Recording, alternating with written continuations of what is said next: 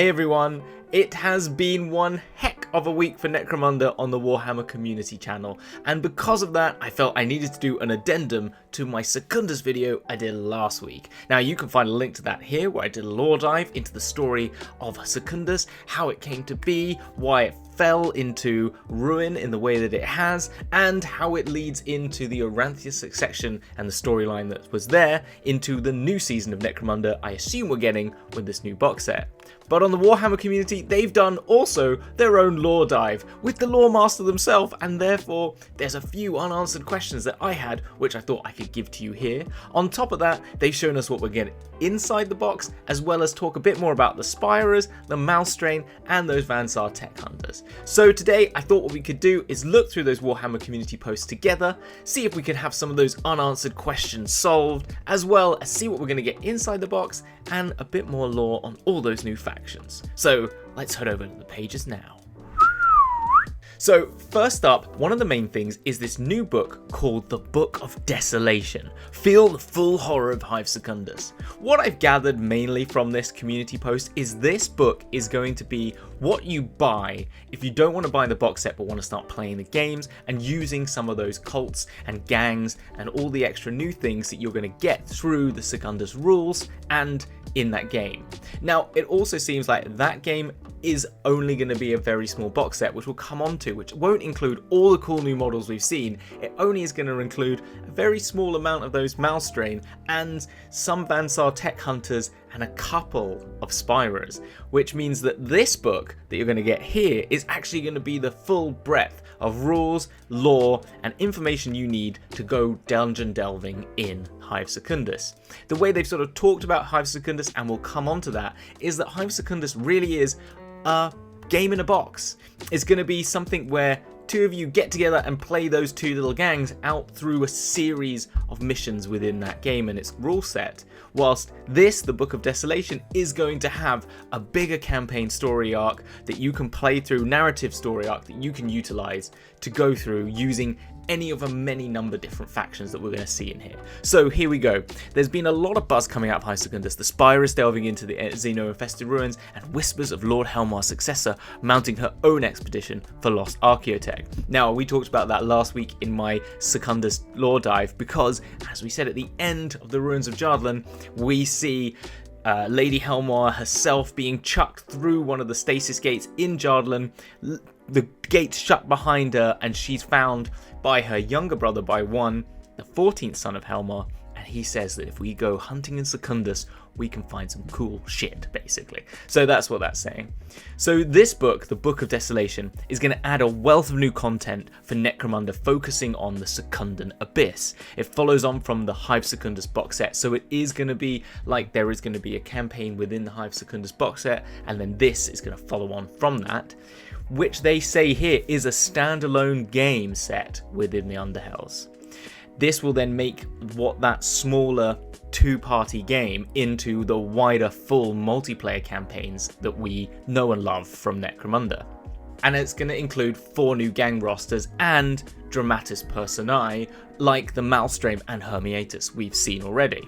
So this campaign system, the Underhells campaign system, is a dramatic narrative adventure that tasks players with breaching the seemingly impenetrable dust wall surrounding Hive Secundus, surviving the arduous trek across the exclusion zone, and plundering the ruins for fame, glory, and riches. Now, that trek across the exclusion zone is going to be important because one of the factions we're going to look at is actually some people that actually deal in getting you, basically ferrymen as they're called, across this dust wall, from the dust wall into the exclusion zone through to Secundus.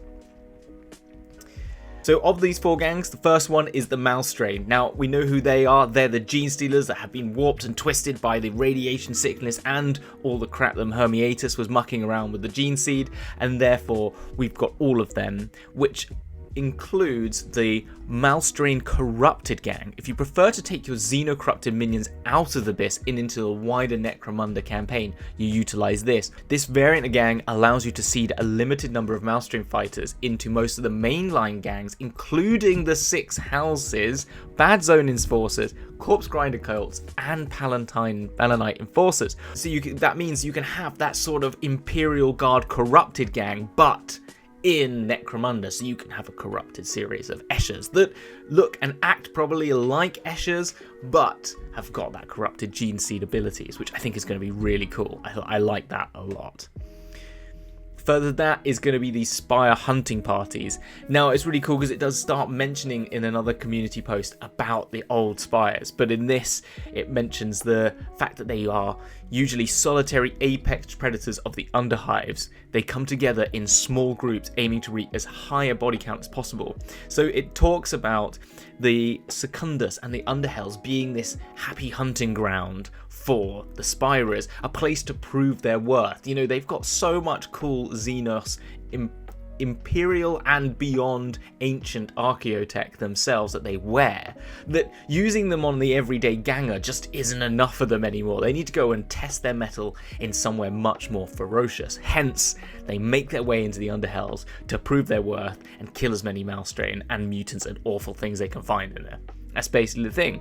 So rather than hunting for riches and rewards, Spirers seek out only to kill as much as they can, for their body count unlocks dormant systems in their hunting rigs that raise their capabilities even higher. So better get that kill streak ratio going, because you're going to unlock some cool shit for your gear. So it's going to be utilizing those campaign rules you have in Necromunda about upgrading yourself, but instead of like plastering on new bits or buying new tech, I imagine that the rules here are going to be about like unlocking abilities within the archaeotech and the Spire suits that you have, which I think is really cool. Despite the power of such wondrous rigs, they can still be brought down by a determined counter-attack.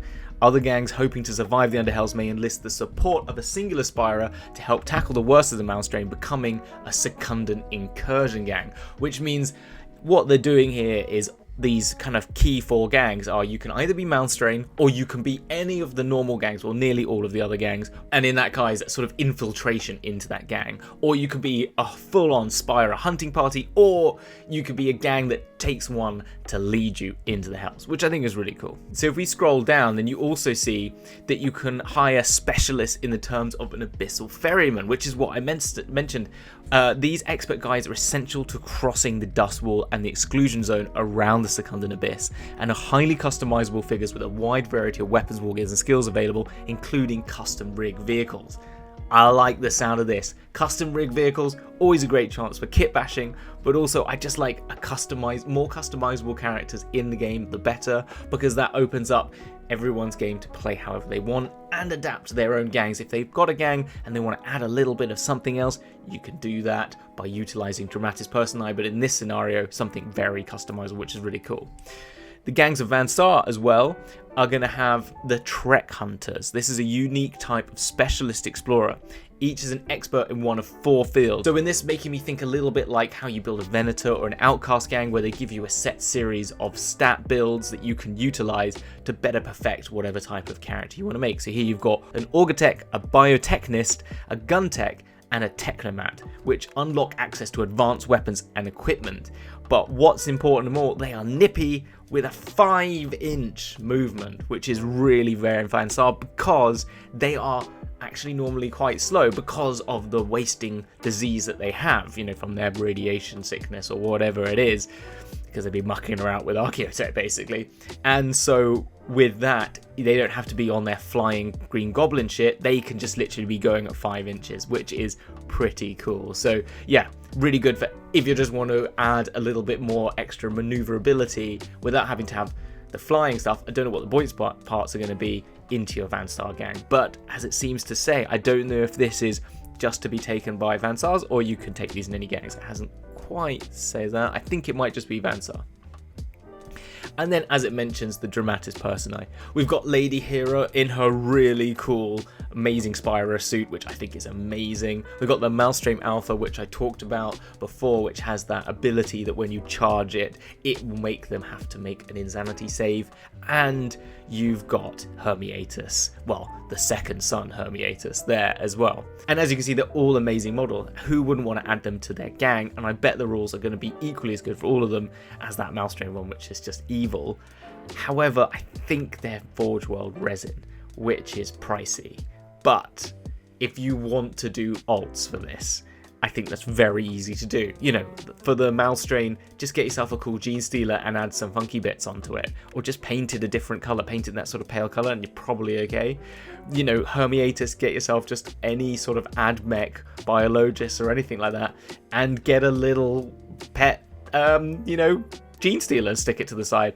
And Hera, if you want to just get one of the Aurus and maybe just add a female head sculpt onto it or just adapt it slightly, you could always do that for some molds. So I think they're very possible molds, but they are beautiful models in their own right. I do love them. Let's see what's in that box. So in the box, you're going to get a complete 2-player campaign. So as I mentioned, the Hive Secundus box is not a big box game. It is actually a small kill team style sort of game, you know, or maybe a little bit like Crypt of Blood, but a little bit bigger, where you get 2 gangs, you get a rule set and a campaign to play with just those 2 battling out between each other in a set of scenarios, as well as probably some particular rules for the Underhells, which may come in the Book of Desolation that we've just mentioned. Yeah, it just isn't going to be the big Ash Waste style thing where it's a huge new rule set update, load of new gang rules, and a whole new way of playing. It's that sort of comes additionally in that Book of Desolation. So let's see what this talks about. So the time has come to tool up with the finest weapons credits combined. Make sure your lumens are fully charged, petition the most fierce and spire hunters you can find, and descend in the terrifying depths of the Underhells. So what you're going to get in this is you'll get 176 softback rulebook that contains the full Necromunda rules minus vehicles. So basically the rules before the new rule set, and which is the rules without the Ash Waste stuff, basically, but probably with the errata changes. I don't know for definite, but I'm assuming that would make sense. Background on Hive Secundus, a thrilling 2-player campaign in which you plunder the tenebrous depths for precious data crystals and hunt the deadliest game of all, which will be the Malstrain.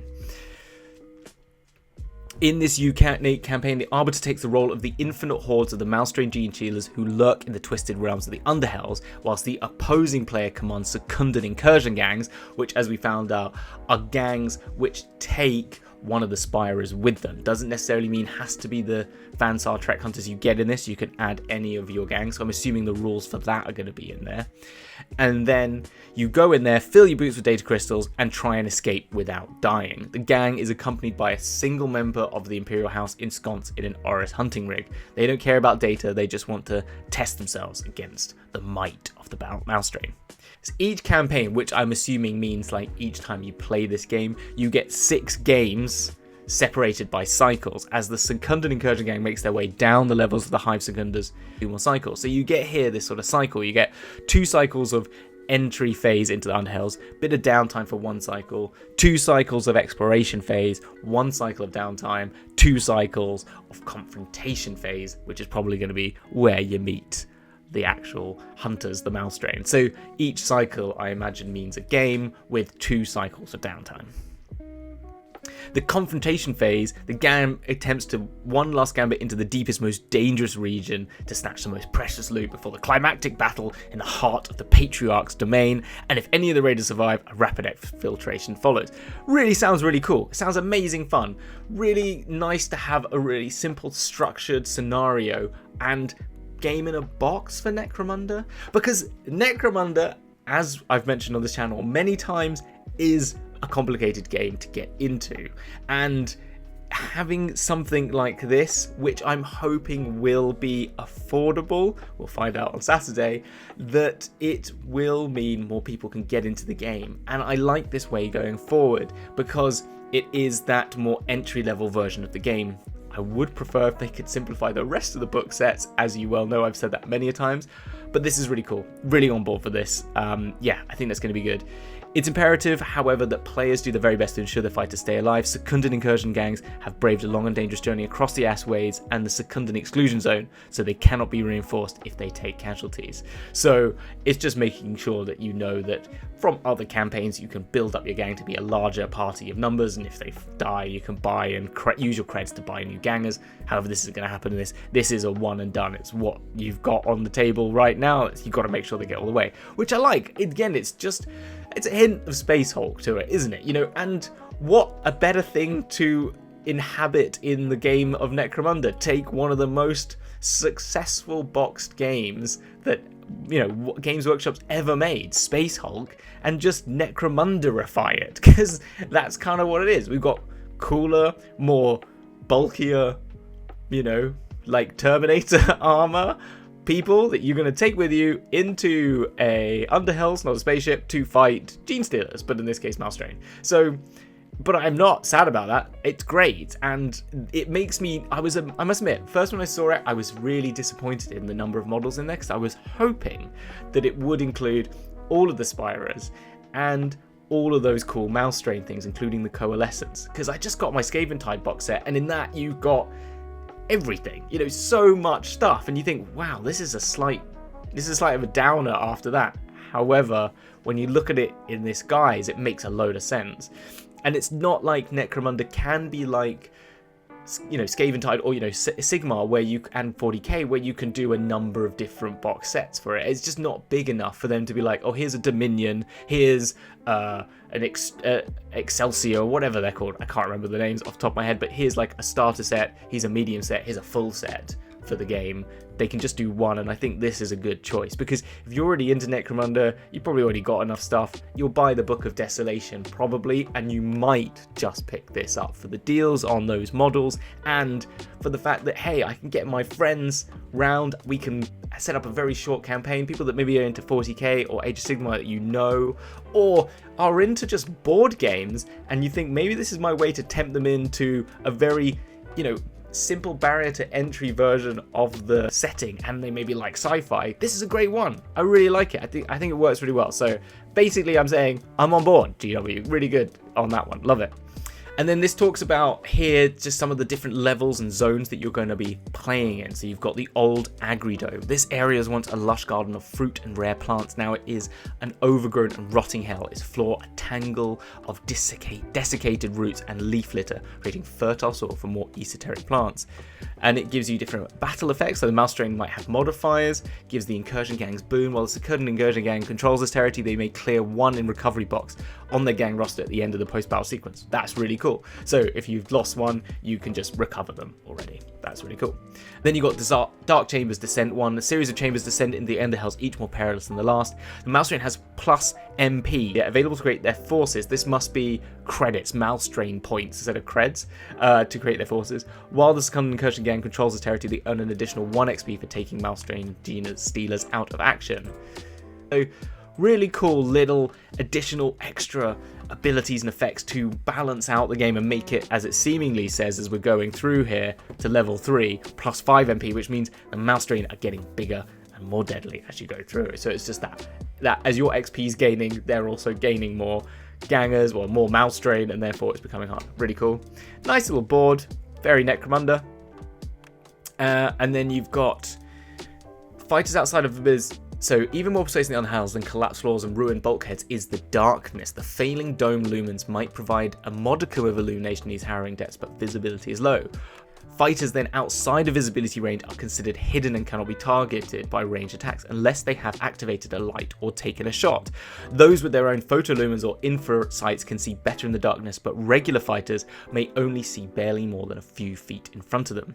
So it gives you some effects for pitch black. So Underhive battles are shrouded in darkness. So if a players wish to use the pitch black rules, roll on a table below after setting up the battlefield to see what it is. So is it a full night cycle? Visibility is only 3 inches. Near night you get 6 inches visibility, near day, etc., and it goes on. So 20 full day cycle means you can see the whole board. 24 inches, pretty much the whole board. But I really like that, and a really cool way to allow you to do a little bit more sneaky. Don't only have to be Delac to be hiding around, which I really like, and I think that could make for some really fun things, particularly if you're the Arbiter in this game and playing the Malstrain, because you just want to, sneak up on your players. And I would like to even think about playing that as, hey, if they're comfortable with this rule, is I will track where my Gene Stealers are. I will write it down so you can see where they are on like a sheet of paper, and say each move, like write a number of where each of them are. I'm using like a different colored pen, saying move 1 they're here, turn 2 they're here,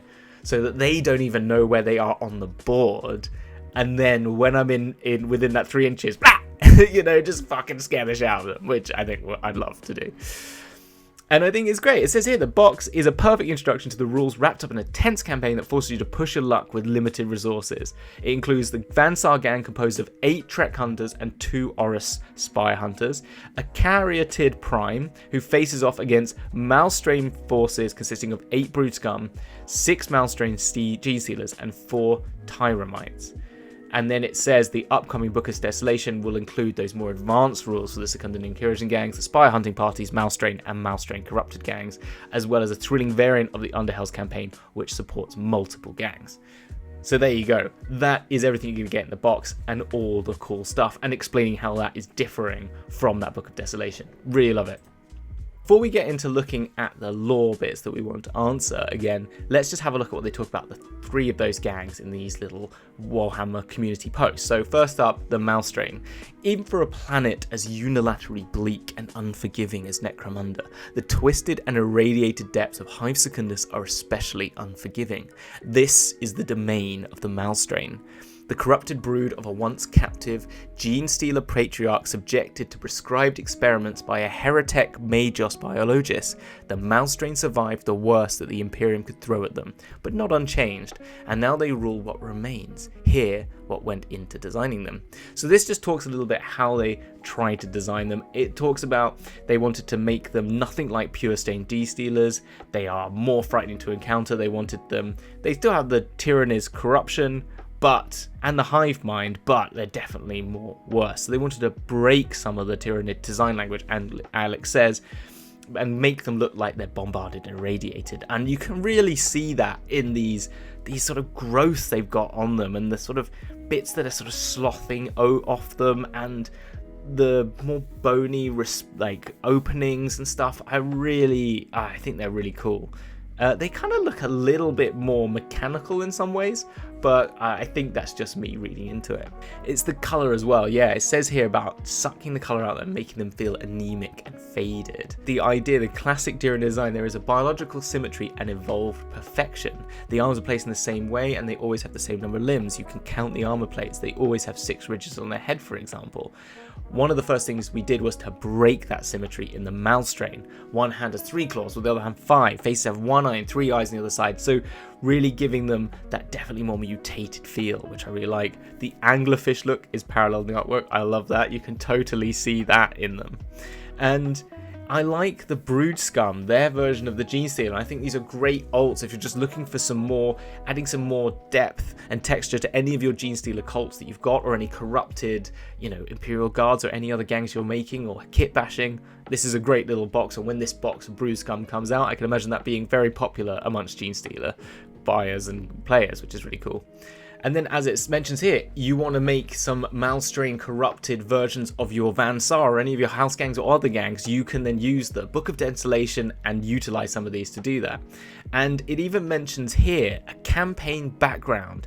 This is the first bit of Hermiatus taken from Space Crusade, which was a linked campaign for Space Crusade published in White Dwarf 145, which I don't think I actually own, because I don't think it only goes back to 170 in my books, but it has Hermiatus was a Magos biologist of the Adeptus Mechanicus, a brilliant ex-biologist and a superb geneticist. He was sanctioned by the Inquisition to conduct classified research. This is what we wanted to know the answer for. What was he doing? Here it is. It was out there in 145.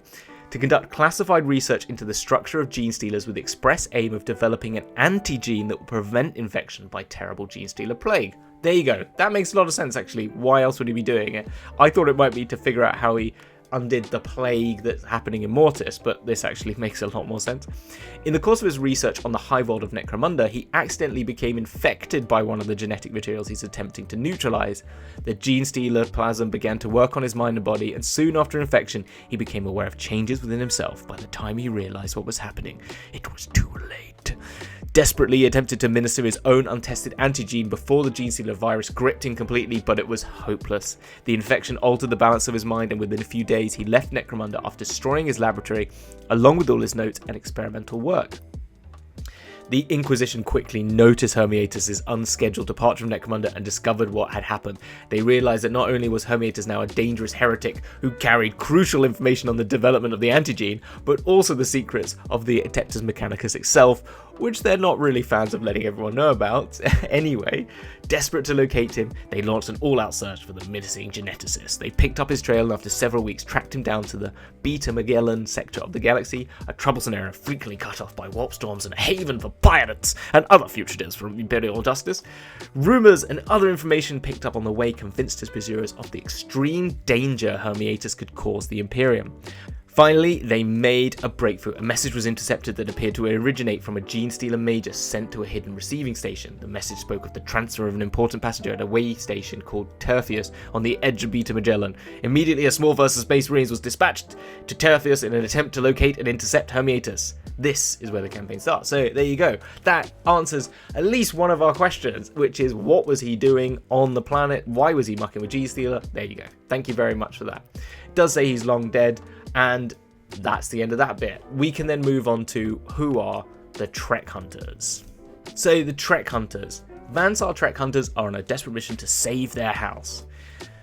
So this is an elite cadre of adventurers dispatched by the Elders in an effort to find that shred of information that could save the House of Artifice. You know, as we know, as I'm sure you know, they are suffering from a wasting disease, and because of that, they are desperate to find a way out of it. They don't want to end up like the Eschers, where half of their whole gene pool, the male part of the line, was completely decimated. And so it says here, the Trek Hunters are younger members of the house who volunteer to enter Hive Secundus to find archaeotech and knowledge in an effort to repair the damaged Vansar SDC. The entire house is slowly dying from the radiation that its products give off, and they're looking for anything that gives them a better chance of survival, and going so far as to enter a Gene Stealer infested ruin. While they may survive it slightly better because of their natural tolerance to radiation, they also know that if they go down, they're probably not coming back, but it's for the greater good of the clan house. So in the box set, we're going to get the options for, going to actually have some Trek Hunters in there, but it says you have options that you normally wouldn't be able to take without visiting a road dock or the trading post, because none of these exist in the depths of Hive Secundus. So the Biotechnist lets you heal injured teammates during time, really useful. These actions only work in this campaign, but in others, the Trek Hunters have access to unique war gear, which only they are trained to use, such as the Refraction Cloak on the gun tech, which makes them much harder to spot, or the Servo Medicae, which the Biotechnist uses to heal colleagues. So cool. So talks here a little bit about the Refraction Cloak. So when making a ranged attack against a fighter equipped with the Refraction Cloak, the hit roll suffers a -1 penalty to hit. This is increased by -2 if the fighter did not move in their previous activation. That's very cool. Just taking a -1 to hit is always useful, because it's hard enough to hit in this game, but a -2, that's pretty damaging. So just sort of staying still, really good. Servo Medicae, a sophisticated system that interfaces both forearm-mounted tools and scanner with a shoulder-mounted dispenser. A Servo Medicae is the best in-field medicine. The Vansar have been able to create a fighter equipped with the Servo Medicae may perform the Medicate basic action. You can choose a seriously injured friendly fighter within 1 feet, 1 inch. That fighter may make a recovery roll as if it were the end phase. This does not stop the fighter from making a recovery test at the end phase if they're still seriously injured. So it means you could have one of your other gangers recover early and get back up from a serious injury, which is useful. There you go. So they're not just crawling off the board or being ready for a Gene Stealer to do a coup de grace on them.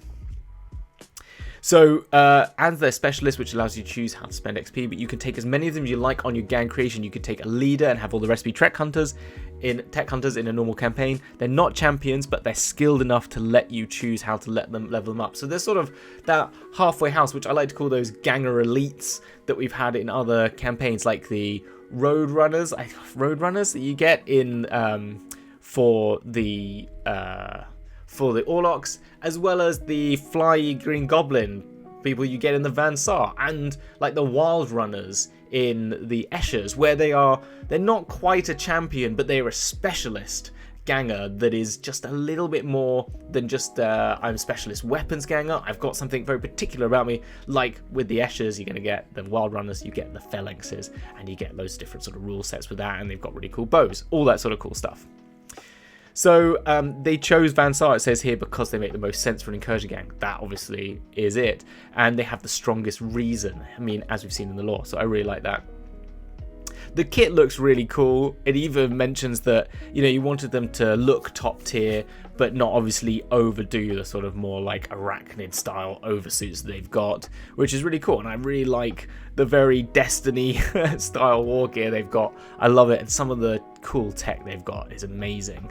Yeah, and it says it feels quite akin to a kill team where you have a customizable gang of elite infiltrators with specialist skills. It's very cinematic, and the game feels like one of those films where a single squad of soldiers are cut off from the rest of the world. I think that sounds so right, and I think I like that sort of setting, and it's that kind of Space Hulk sort of idea again, isn't it? You know, a series of elite fighters cut off from the rest of their crew, and they're sent there to fight something equally deadly as they are, which I think is really cool. Finally, it's got one on the Spire Hunters. Now, what I'm a little bit sad about, but I get it again, is that in the box you're only going to get those Oris, which are the big hulking ones, and not all the other Spire Hunters. So it says the Spires are exactly how players from back in the day remember them: psychopathic young nobles venturing down from the top layers of the hive into the most advanced weaponry available to civilians in the entire Imperium to hunt for sport and make a name for themselves with their killing prowess. However, when they looked at it, they wanted to change it because, as they said, they were noble house sons and daughters who was just to go down and just kill gangers. But it doesn't make sense. I've talked about this. Why would they do that? It's not very nice anyway, but it's also like, that's not really testing themselves. Testing themselves is going in to the most dangerous parts of Necromunda and going up against this, not just Gene Stealers, horrifically malformed G-Stealers, and fighting them, which makes a lot of sense. But they've got some really cool things. Their suits level up as they rack up skills, and each weapon system grows in power as your campaign progresses. But if they're taken out of action, they have unique glitch tables to roll on, which I love the sound of. Just blowing up is what I've got in my mind here a little bit when you blow up your tanks. But as it says, they're not all like Helmwar's children. You know, they are part of the Helmwar house, but it's huge. They're cousins and etc, etc. And it mentions the Book of Judgment, which is where it's got the Palanite enforcers in there, and talks a lot about the noble houses. So it explains a little bit how they've sort of come to the development of these. It says they've also kind of looked from a dimension, reshaping the old Spirers to allow to imagine 4 classic suits in a more unified way, which I think they've definitely done. It says that Helmar probably retrieved these suits from somewhere off-world. It mentions there may be xenotech, which I think is really cool, but it also talks about the horrific body modifications you have to go through in order to be able to fit in the suit. You have to rip your limbs off, you have to resize them, you have to fuse yourself with this machine. It's very Space Marine-y, if you know what I mean. It's that sort of idea that you're basically just completely getting insectoidified in order to fit in with these suits and become sort of like one with them and harness them, which I think is really cool. And as it says in the design here, they've gone for this much more curvy look to give it that Xenos feel, that much more futuristic feel than the sort of more blocky armor that you have in the rest of the 40k universe of the Imperium and even in Necromunda itself. It also then talks a little bit about how they've managed designing these different characters. So what they've done in terms of the gameplay. So they were saying that really before they used to be as powerful as a leader pretty much. You know, they were very hard hitting and very specialist, but what they've kind of done here is tried to make them sort of gang champion level. And in that, because they were saying like if it was going to be like it could be a leader, well they'd have to sort of limit that to sort of 1 activation each, but if they go for a champion they can have sort of 2 activations. So they've sort of downgraded the power of them from what they were in these awesome 90s models, but put them up to have like 2 activations, so they'll have 8 activations total, which is really cool. So if you have 4 of them, you'll have the same as an 8-person gang, which means they get 2 goes each, which is really, I mean, that's a lot of fun. And just it really in that already explains to you that these are super fast because they can run twice fast, they can do 2 things, and they can shoot twice, which I just think is that's simple enough for me to feel like they are super powered, even if it means you can only afford to take 4 in a gang, which I think is completely fine. I love the difference between the two. You can see the influences. You know what I think I like more about the way they've shown them in the 90s version is that actually if you look at the design of them, they are very similar. You know, there's a lot of similarities in the build, but it's the different color schemes that make them look really unique. And so I would really just love to see the Jakara, Horus, Malkadon and Yeld in that old school color scheme. And I would love if they did that on Warhammer Community channel. I think that would be really cool. It does say they have major weaknesses. Web guns and flamers are really effective against them, for instance. All this means that Spyro players have to be careful, pace themselves and pick off stragglers. All of this really feeds into the whole stalking hunter aspects. So they're not, as it says, Goliaths. It's going to be about being fast moving and acting quickly, which I think is really cool. So like supercharged Eschers with Vansar tech, which is pretty powerful, but they're not. And they're probably going to have high armor classes, and it's going to be, to actually hit and wound, it's going to be pretty hard as well. So they're going to have a little bit of that hulking, that brutishness in the sort of defense mechanics, apart from, as it says, web gun and flamers, but they can get other sort of brutish gangs. So I think that this sounds like they're balancing them in the way that makes a lot of sense for them. It also mentions as well that unlike the old single pose kits, they've got multi-parts with different weapon options for all of the four main ones. So I'm really interested to see how they develop into actual gameplay and what that means. So that'll be really cool. So that is all the parts on all the different gangs that they've talked about on the Warhammer Community channel, but they did do a really deep lore dive. So I want to just jump over there and just have a look at the little things that we didn't quite answer in my video last week. So in this story, it talks a little bit differently about Hermiatus than that story we just showed from the old White Dwarf. So he did go to Necromunda specifically to visit Hive Secundus, which is at the time, as I mentioned in my video last time, the centre of all learning. And he wanted to use the vast databank, which included all the knowledge of Necromunda dating back to the Arrhenius continuity, or the Iranian continuity it says here, but there you go, which was the Federation planet, which was called Arrhenius Prime. We already know this from my history of Necromunda. You can watch this up here. Hermiatus aimed then to cure the Gene Stealer curse, which we knew, and he wanted to tap into this knowledge. He had a pet Gene Stealer, which he had managed to trap in stasis instead of it saying he had a Patriarch. Locked up, find hexagrammatic ward, so no psychic influence could get out. After he arrived and set up lab in secret, he would extract its DNA, mess around with it, and inject it back into the Gene Stealer. These experimentations were strictly illegal, but tech priests do these things all the time. Nevertheless, cracks started developing and Gene Stealer's psychic presence began to take over. Eventually Hermiatus, so in this, instead of him getting accidentally affected by some Gene Stealer curse, he actually got mentally overtaken by the Gene Stealer itself and was induced to release it, and it duly started a Gene Stealer cult in the Hive. The Magos fled elsewhere, enthralled to the Hive mind, and was hunted down and killed, but the cult of the Second Son, however, remained hidden for a long time and amassed its power. When it was eventually discovered, massive war for the Hive began, and we know this bit, which is when they then turned the Eye of Selene and the planetary defense system onto the whole of the Hive and irradiated it with massive bombs. But it says obviously things didn't go as planned.